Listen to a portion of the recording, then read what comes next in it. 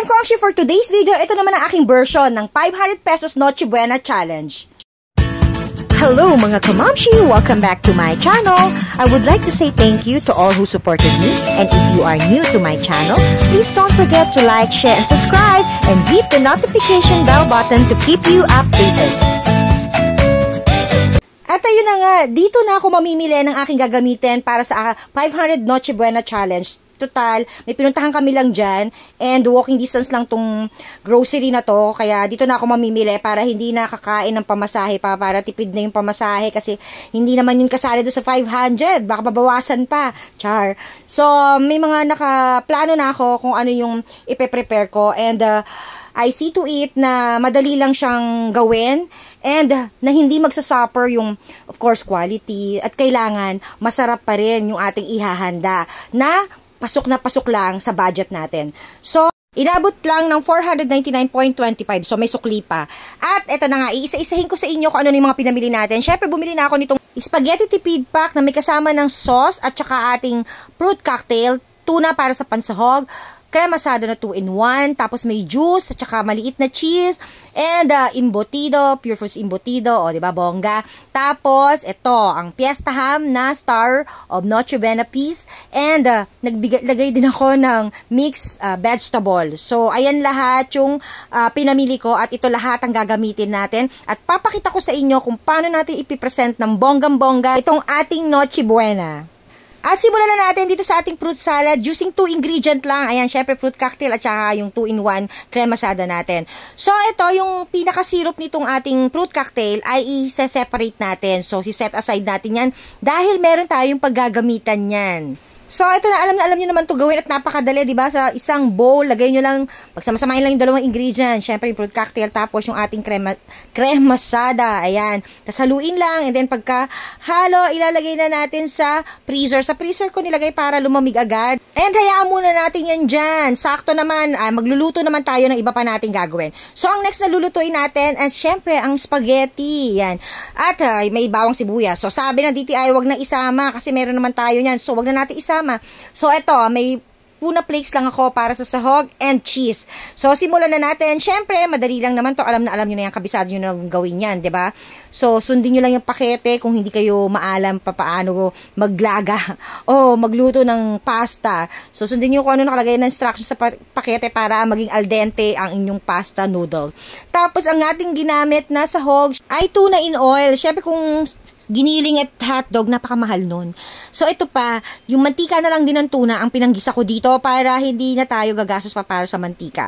So, pagka gisa, ayan, nilagay mo na lahat yung tuna, tapos nilagay ko na rin yung spaghetti sauce, haluin lang na maigi, na mag-combine ng dalawang ingredient na yan, and after nya, pag naluto na, iset aside muna natin dahil mamaya pa tayo mag-a-assemble. So, next naman na gagawin natin, of course, ito ang special, Fiesta Ham. O, diba? Paniguradong masarap at quality ang inyong Noche Buena. At sa halagang 130 pesos, meron ka ng 6 slices ng premium ham. O, diba? At ito na nga, dito na natin gagamitin yung syrup ng fruit cocktail na itinabi natin. Kasi dito natin ipapagulong-gulong itong ating Fiesta Ham. Gulong-gulong.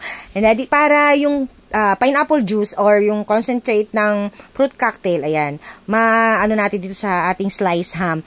Para mainit na rin natin. At the same time, although ito, mga ready to eat na tong slice ham na to. So, itabi na muna natin to. Ayan. Lagyan na natin sa isang magandang lalagyan dahil iiwan natin yung sauce. Tapos, ipapakaramelize natin yung syrup. So, gagawa tayong syrup. Tapos, nagdagdag lang ako ng asukal. Yung asukal na yan, libre lang yan sa kape. Kaya, libre pa rin yan. Wala pa rin charge yan. O, diba? Mag-recycle tayo ng asukal. So, ayan. Nakita nyo, nag-caramelize na yung ating syrup, ayan siya, oh. Yan naman ang ating i-glaze dito sa ating Fiesta Ham. Oh, di ba? Ang bongga talaga. So, hindi siya tipid na, alam mo yun. Kumbaga, masarap pa rin yung kakainin natin kahit ang budget natin ay 500 pesos lang. Oh. At para mas pinabongga pa, ayan, dadagdagan natin ng Pure Foods Embutido. So, itong Pure Foods Embutido, ready to eat na rin to.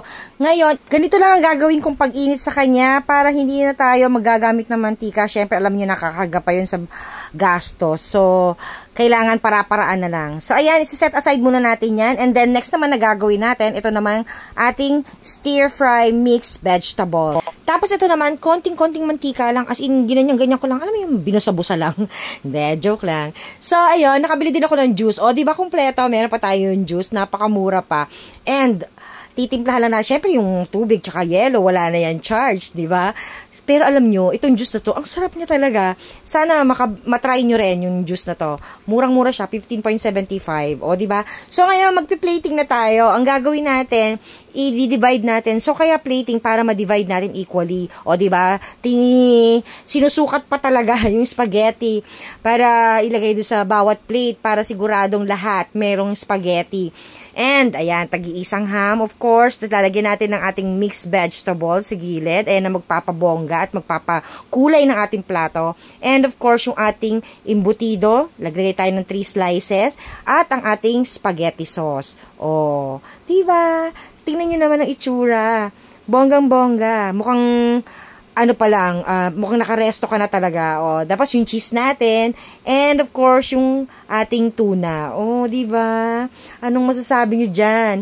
So, ngayon, mag-aayos na tayo ng lamesa. Siyempre, dapat, bongga rin yung lamesa natin. Para kahit sabi mo mang 500 pesos lang yung handa mo, ayan, makakadagdag, ano yan, gana. O, diba? Makakaganda sa mata. Iba kasi din yung maganda tignan yung lamesa na parang kala mo ay punong-puno, festive yung dating. O, ayan. O, nakita nyo naman. Ayan yung mga nagawa natin. E ngayon, iayos natin. O, may placemat pa. So, talaga namang pagagandahin natin yung ating presentation. So, idadaan na lang natin sa presentation. O, ganyan.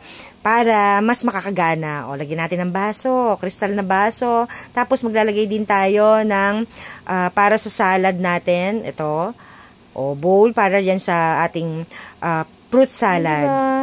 Diyan na lang natin idadaan para kunwari, naka-restaurant tayo kahit, alam nyo na, ganyan lang yung handa natin. Napakasimple lang. Pero nakakabusog naman sa mata. O, diba? So, ilalabas ko na itong fruit salad dahil malamig na siya, okay na yan. Dahil sa freezer natin nilagay, kaya mabilis siyang lumamig. Tapos may natira pang spaghetti kasi hindi naman natin lahat na ilagay sa plato yung niluto natin at saka may natira pa rin tayong embutido at fiesta ham. So, lalagay na natin dito sa gitna. So, ayan lahat yung na-prepare natin for 500 pesos. Actually, pwede pa siya sa 5 tao. Or kung, ayun, kung hindi natin i-count dito, pwede ka rin magkanin pa kasi may ulam nga tayo. So, itong prepare natin, mabubusog ka na din talaga kasi masarap siya. Tapos, siyempre may juice, diba? Tsaka yung spaghetti, marami yan. So, okay na rin. At bukod doon, ayan, nilagyan ko na rin siya ng candle para mas mukhang sosyal yung ating Noche Buena na hindi mo mapagkakamala na 500 pesos lang ang ating ginastos. Anyway, yung sinabi ng DTI na 500 Noche Buena para sa 4 na tao ay posible naman. Pero nakakalungkot at nakakagalit din kasi sa sobrang mahal ng bilihin ngayon. Sana sa gitna ng ating paghahanda ay isipin din natin ang ating mga kababayan na wala kahit 500 or worse ay walang maihahanda ngayong Pasko.